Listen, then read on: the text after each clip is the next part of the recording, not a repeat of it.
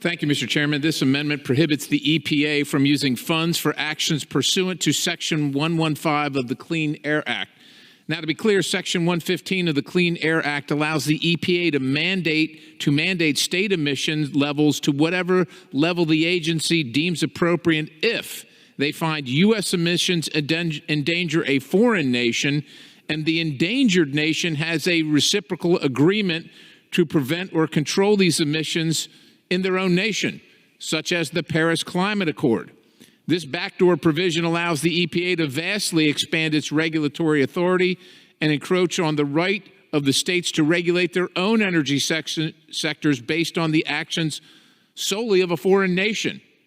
It is irresponsible to allow unelected bureaucrats at the EPA to retain the ability to seize such expansive authority. If the U.S. government wants to pursue such a policy, one that, in my opinion, is constitutionally suspect, but it should be done through an explicit congressional delegation of authority on a case-by-case basis.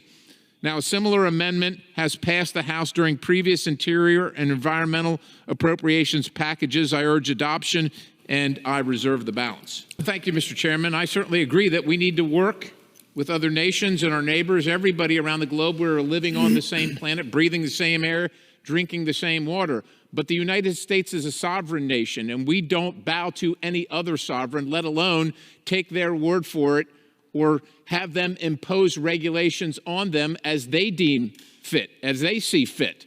And so that's what Section 115 would allow. It allows a backdoor access to doing so through a reciprocal agreement, not even a treaty, such as the Paris Climate Accord. That is the issue here. An agreement that an administration may take that not this body, not the body across the building, not the American people are signatories to.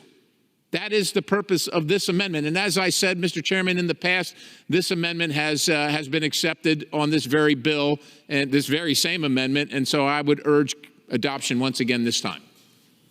Does the gentleman reserve? I reserve. Once again, this is just common sense. I don't know that it was written back a long time ago when Section 115 was written with the idea that the Paris Climate Accord, not a treaty, but with the force of a treaty, would occur.